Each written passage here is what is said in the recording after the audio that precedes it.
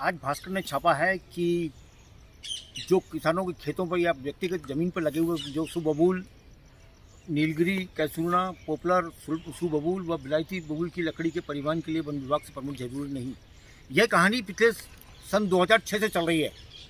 इसके अंतर्गत जो 65 प्रजातियों के पेड़ काटने की जो उन्होंने परमिशन दी थी, उसके अंतर्गत भी यही कहा गया था कि ये पेड़ अगर जो व्यक्तिगत ज़मीनों पर लगे होंगे, निजी ज़मीनों पर लगे होंगे, उन ज़मीनों पर इन पेड़ों के लिए कोई परमिशन नहीं जाएगी। उन्हें छूट दे दी थी कि 65 पेड़ों की प्रजातियों पर काटने के बाद में उसको बेचने के लिए कोई छूट परमिशन की आवश्यकता नहीं पड़ेगी कि कोई फॉरेस्ट डिपार्टमेंट की परमिशन नहीं चाहिए और किसी की परमिशन नहीं चाहिए, उसको बचाया जा सकता है। और उसकी आड़ में क्या हुआ, जंगलों को काट कर साफ करना शुरू कर दिया गया। और ये सारे षड्यंत्र सरकारी ज़मीन पर लगे सभी प्रजातियों के पेड़ों को काटने का ही है।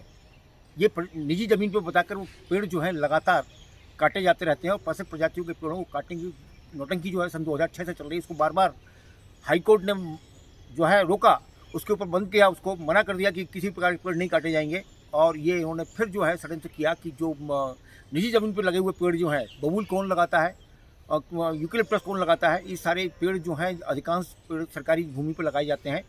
और सरकारी भूमि पर लगे पेड़ों को आप देख रहे हैं किस प्रकार की परियोजना चल रही है। चाहे तो जो परियोजनाएँ चल रही हैं, उन परियोजनाओं को वो ज़मीन जो है निजी बताकर पेड़ काटे जाते हैं और बेच दिए जाते हैं। और आप देख रहे हैं लगातार NHI के प्रोजेक्ट, PWD के प्रोजेक्ट और उसके साथ ही साथ रेलवे के प्रोजेक्ट के साथ साथ बड़ी बड़ी जो रोड्स और हाईवेज बनाए जा रहे हैं, रेलवे लाइन बनाई जा रही हैं और सरकार के बड़े बड़े प्रोजेक्ट बनाए जा रहे हैं, उनमें अधिकांश पेड़ काट काट के जो है बेचे जा रहे हैं और वो पेड़ लगाए नहीं जा रहे। उससे पर्यावरण बिगड़ रहा है।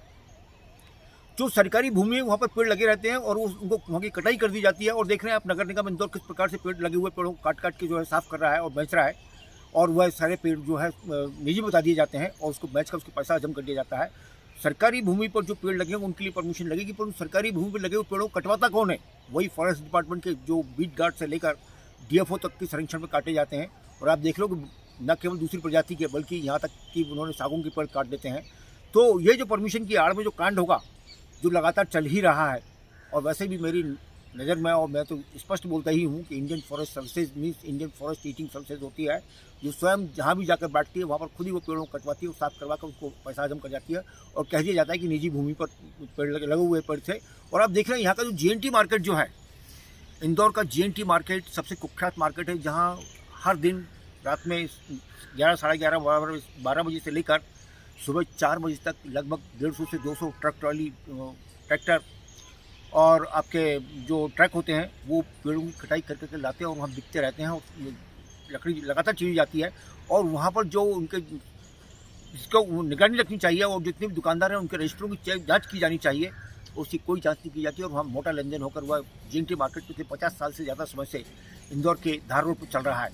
और वहाँ पर पेड़ जो कटाई होकर आती है वो सारे उसी के काम करते हैं। तो इसकी आड़ में किस प्रकार से 65 प्रजातियों के पेड़ों के बारे में जो सरकार ने रोक लगाई थी वो लगी रहनी चाहिए। दूसरी तरफ जो निजी क्षेत्रों की जो ज़मीनों पर पेड़ लगे हुए हैं उनके बाकायदा वीडियोग्राफी की जा सकती है। उनके लगातार फ़ोटो बनाकर ग्राम के सरपंच से जनपद के सरपंच जो CO होते हैं और CO जिला पंचायत होते हैं उनसे परमिशन लेकर भी काट के बेचे जा सकते हैं और बेचे ही जा रहे हैं। तो ये जो उन्होंने नई नोटंकी की है, जो बार बार रिपीट हो रही है पिछले 20 सालों से, उसको बंद किया जाए। किसी प्रकार के कोई पेड़ कटने से पहले उसके जो है परमिशन के संबंध में आपको किसी की निजी ज़मीन के संबंध में भी अगर पेड़ लगे हैं तो उसको फॉरेस्ट डिपार्टमेंट देखकर भी परमिशन दे सकता है। निःशुल्क परमिशन दी जा सकती है, उनको आवेदन देना चाहिए और उसके बाद साथ में वीडियो और फोटो लगाए जाने चाहिए कि ये हमारी निजी ज़मीन के हैं, उसको फॉरेस्ट परमिशन दे सकता है। परंतु उसकी आड़ में कोई जंगल काट के साफ कर देना ये कहीं भी उचित नहीं है। और ये कांड जो है पिछले 20 साल से चल रहा है, इसको समझें। धन्यवाद।